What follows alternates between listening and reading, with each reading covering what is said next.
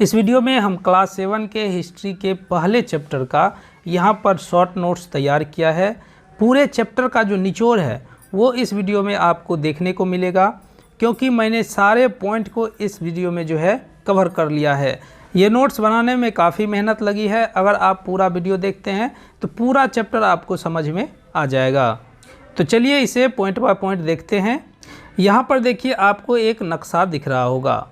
ये नक्शा जो है 1154 ईस्वी में भारतीय उपमहाद्वीप का बनाया गया था, जो अरब के भूगोलवेत्ता अल इदरीसी के द्वारा बनाया गया था। इसमें जो है दक्षिण का क्षेत्र जो है उत्तर में दिया गया है और उत्तर का क्षेत्र दक्षिण में दिया गया है।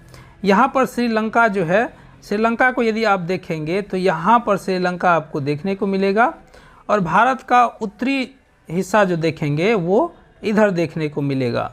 तो ये नक्शा जो है उल्टा बनाया गया था। प्रथम नक्शा बनने के बाद यहाँ पर आप दूसरा नक्शा देख रहे होंगे। ये दूसरा नक्शा जो आप देख रहे हैं, ये नक्शा पहले नक्शे के 600 वर्ष बाद यानी 18वीं सदी में जो है इस नक्शा को तैयार किया गया। इस नक्शा को तैयार करने में फ्रांसीसी मानचित्रकार गिलॉम द लिस्ले का योगदान है।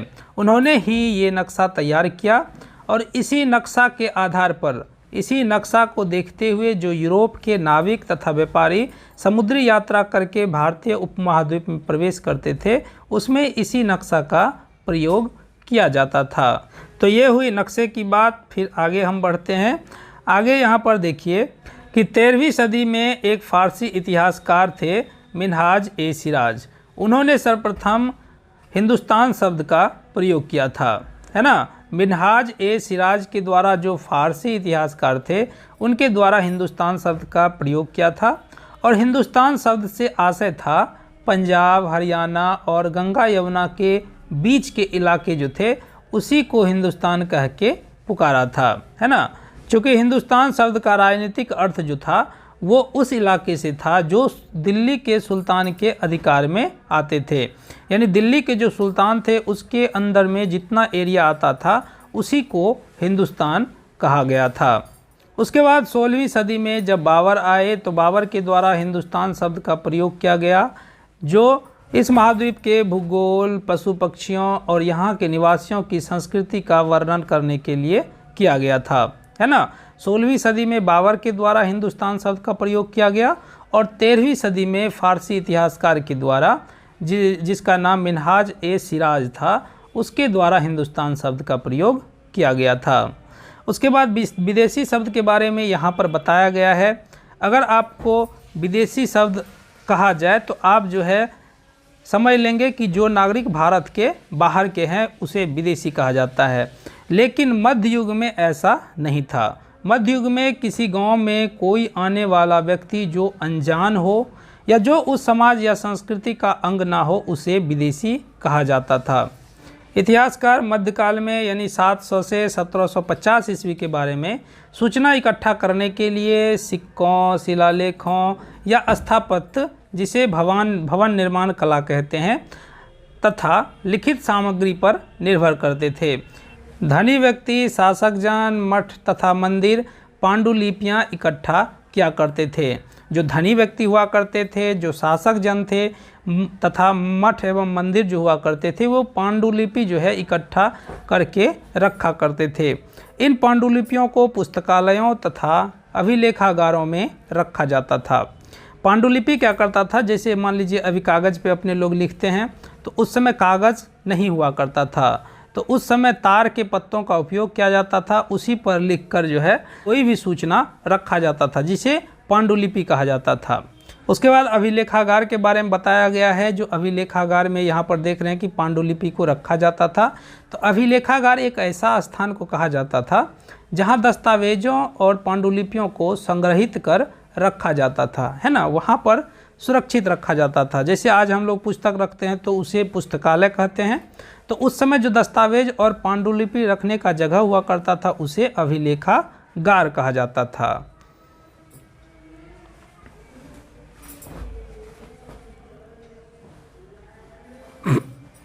यहाँ पर एक पिक्चर के माध्यम से आप देख रहे हैं कि पांडुलिपि का प्रतिलिपि कैसे बनाया जा रहा है।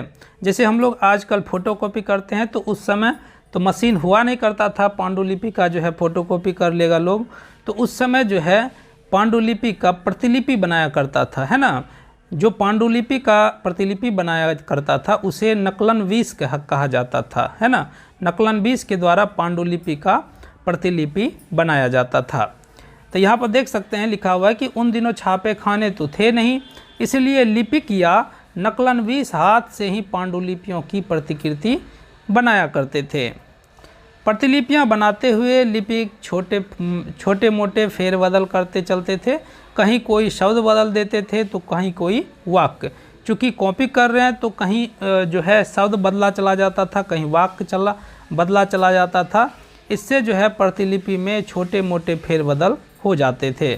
सदी दर सदी जो है प्रतिलिपियां की भी प्रतिलिपियां बनती रही, है ना। जो प्रतिलिपि हुआ करता था पांडुलिपि का, उसका भी प्रतिलिपि बनता चला गया और जो मूल ग्रंथ था उसकी प्रतिलिपि एक दूसरे से भिन्न होता चला गया, है ना।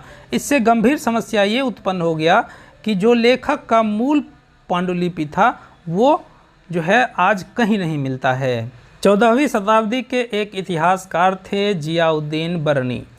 इसने अपने यात्रा वृत्तांत पहली बार 1356 में इन्होंने भारत की यात्रा की थी और दूसरी बार 2 वर्ष के बाद भारत आया था, है ना। इसके अपने यात्रा वृत्तांत में जो है भारत की चर्चा की थी।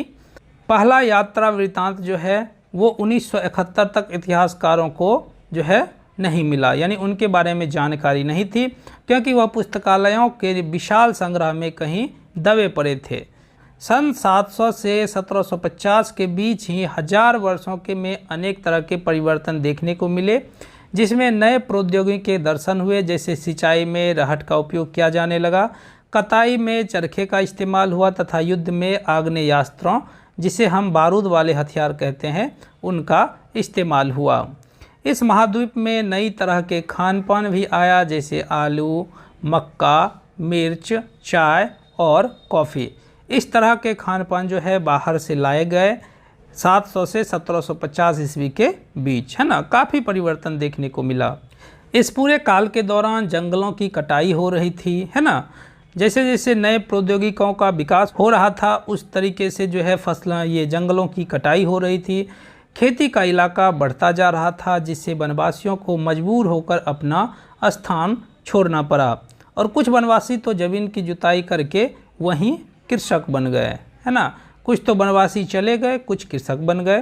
कृषकों के ये समूह क्षेत्रीय बाजार, मुखियाओं, पुजारियों, मठों और मंदिरों से प्रभावित होने लगे, है ना। यह कृषक बड़े और जटिल समाज के एक अंग बन गए, जिसमें उन्हें कर चुकाने पड़ते थे और स्थानीय जो मालिक वर्ग हुआ करते थे उनका उन्हें बेगारी करना पड़ता था। कुछ के पास तो ज़्यादा उपजाऊ ज़मीन होती थी, कुछ लोग मवेशी पालते थे, है ना। कुछ लोग के पास खेती में जो खाली समय मिलता था खेती से, वो दस्तकारी का काम करने लगते थे। इससे क्या हुआ, उनके बीच अंतर बढ़ने लगा, जिसके कारण लोग जातियों और उपजातियों में बांटे जाने लगे और उनकी पृष्ठभूमि और व्यवसाय के आधार पर उन्हें समाज में ऊंचा नीचा का दर्जा दिया जाने लगा, है ना। अपने सदस्यों के व्यवहार का नियंत्रण करने के लिए जातियां स्वयं अपने अपने नियम बनाने लगी। इस नियम का पालन जाति के बड़े बुजुर्ग के द्वारा एक सभा करवाया करती थी, जिसे जाति पंचायत कहा जाता था, है ना। उसके बाद दिल्ली के सुल्तान के बारे में यहाँ पर बताया गया है कि एक संस्कृत प्रशस्ति पत्र में दिल्ली के सुल्तान गयासुद्दीन की प्रशंसा में बताया गया है कि उनका शासन जो है पूर्व में बंगाल के गौड़, है ना, बंगाल में गौड़ स्थान है, वहाँ से लेकर पश्चिम में अफ़गानिस्तान के गजनी, है ना, गज्जन तक, यानी गजनी को हम गज्जन भी कहते हैं, गज्जन तक फैला हुआ था उसका क्षेत्र, जिसमें संपूर्ण दक्षिण भारत, जिसे द्रविड़ कहा जाता था, वो भी आ जाता था। वहाँ तक उनका शासन था सुल्तान गयासुद्दीन का, है ना। उसके बाद यहाँ पर आप एक मानचित्र देख रहे होंगे। इस मानचित्र में मोहम्मद तुगलक के राज्यकाल, जो दिल्ली के सुल्तान थे, तो मोहम्मद तुगलक के राज्यकाल में दिल्ली सल्तनत के अंतर्गत जो प्रांत आते थे उन्हीं के बारे में यहाँ पर दिखाया गया है। यहाँ पर आप देख सकते हैं, यहाँ से लेकर, है ना, यहाँ तक इसका राज्य था और दक्षिण में यहाँ तक आप देख सकते हैं तमिलनाडु तक फैला हुआ था। तो इस तरह से मोहम्मद तुगलक का पूरे अखंड भारत पर शासन उस समय चलता था। सन 1318 ईस्वी में कवि अमीर खुसरो ने गौर किया कि देश के हर क्षेत्र की एक अलग भाषा है, जिसमें सिंधी, लाहौरी, काश्मीरी, द्वार समुद्री जो है दक्षिण कर्नाटक में बोले जाते थे, तेलंगानी जो आंध्र प्रदेश में, गुजरी जो गुजरात में, माहवारी जो तमिलनाडु में और गौड़ी जो बंगाल में, अवधी पूर्वी उत्तर प्रदेश में और हिंदवी दिल्ली के आसपास के क्षेत्र में बोले जाते थे। इसके अलावा संस्कृत जो है किसी विशेष क्षेत्र का भाषा नहीं था। यह प्राचीन भाषा थी जिसे केवल ब्राह्मण जानते थे, आम जनता इसे नहीं जानती थी। संस्कृत ग्रंथ के ज्ञान के कारण समाज में ब्राह्मणों का बड़ा आदर होता था। यह शासकों के संरक्षण में रहते थे, यानी ब्राह्मण जो थे वो शासक के संरक्षण में रहते थे, जिसके कारण समाज में इनका दबदबा और भी बढ़ता चला गया।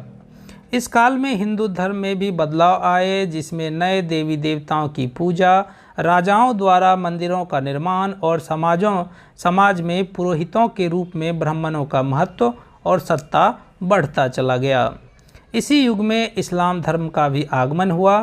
कुरान शरीफ का संदेश भारत में पहल 7वीं सदी में व्यापारियों और प्रवासियों के जरिए भारत पहुंचा, है ना। मुसलमान जो है कुरान शरीफ को अपना धर्म ग्रंथ मानते हैं, जिसमें एक ईश्वर यानी अल्लाह की सत्ता को स्वीकार किया गया है। मुसलमान में जो है कुछ शिया समुदाय थे जो पैगंबर साहब के दामाद अली को मुसलमान का विधि सम्मत नेता मानते थे, यानी उनका उत्तराधिकारी मानते थे, और कुछ सुन्नी जो है समुदाय थे जो खलीफाओं के प्रभुत्व को स्वीकार करते थे। अब चलिए कुछ अभ्यास प्रश्न दिया गया है वो हम लोग देख लेते हैं। अभ्यास प्रश्न में पहला क्वेश्चन किया गया है कि अतीत में विदेशी किसे कहा जाता था। तो विदेशी गांव में जो आने वाले कोई अनजान व्यक्ति हुआ करते थे उन्हें विदेशी कहा जाता था। अगला जो है सही गलत यहाँ पर देना है जवाब। सन 700 के बाद काल के संबंध में अभिलेख नहीं मिलते हैं, 700 के बाद अभिलेख मिलते हैं, तो ये जो है गलत है। इस काल के दौरान मराठों ने अपनी राजनीतिक महत्व की स्थापना की, गलत है, क्योंकि इस काल के दौरान मराठा नहीं दिल्ली सल्तनत जो है काफ़ी विकसित थी, उनका राजनीतिक महत्व था, तो यहाँ पर ये भी गलत है। कृषि केंद्रित बस्तियों के विस्तार के साथ कभी कभी वनवासी अपने जीवन से उखाड़ बाहर कर दिए जाते थे, ये सही है। कृषि का जो विकास होता चला गया उसमें वनवासियों को वहाँ से बाहर हटा दिया गया। सुल्तान गयासुद्दीन बलबन असम, मणिपुर और कश्मीर का शासक था, ये गलत है। गयासुद्दीन बलबन जो है वो बंगाल के गौर से लेकर अफ़गानिस्तान तक उसका जो है राज फैला हुआ था, है ना। चलिए अब कुछ प्रश्न दिया हुआ है, रिक्त स्थानों की पूर्ति करें। तो यहाँ पर अभिलेखागार में क्या रखे जाते हैं इसको पूछा गया है। तो अभिलेखागार में पांडुलिपि रखे जाते हैं। 14वीं सदी का एक इतिहासकार था, तो 14वीं सदी का इतिहासकार गयासुद्दीन बरनी था। यहाँ पर ये दिया हुआ है खाली स्थान। इस महाद्वीप में इस काल में के दौरान लाई गई नई फसलें, तो नई फसलें जो है मध्यकाल में आया आलू, मक्का, मिर्च, चाय और कॉफ़ी। तो इस तरह से ये जो है कुछ निचोड़ था इस चैप्टर का। अगर आपको इसका जो है PDF चाहिए तो आप जाके टेलीग्राम ग्रुप में ज्वाइन करके जो डिस्क्रिप्शन में दिया है आप जो है PDF वहाँ से प्राप्त कर सकते हैं। धन्यवाद।